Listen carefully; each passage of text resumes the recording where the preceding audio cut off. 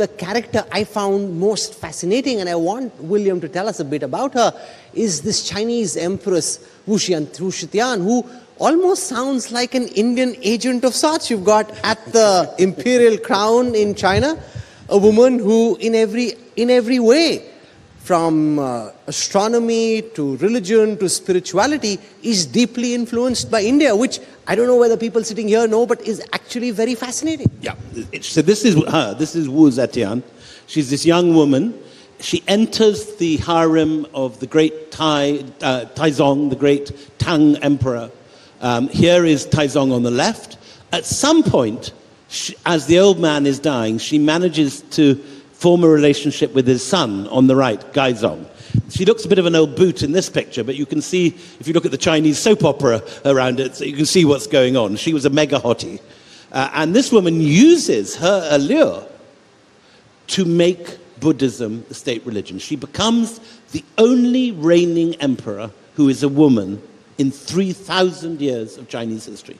How does she do it? She founds what we today would call a think tank, the Scholars of the Northern Gate.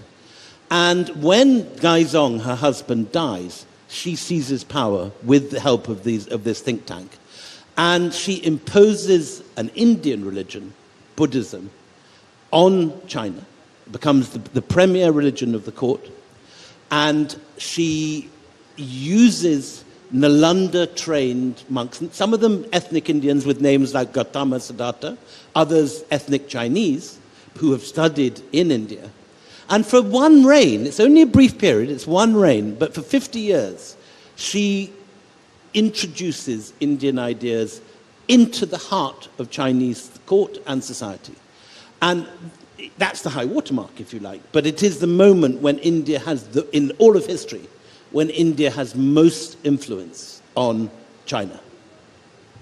You know, after she dies, the Taoists want to come back, and it leads to several complications for the Buddhist monks. But for that, you need to read the book. I'm just kind of pitching your book every once in a way. But one of the most fascinating things, and I think everybody has a general idea about it, is that the biggest Hindu temples are actually not in India.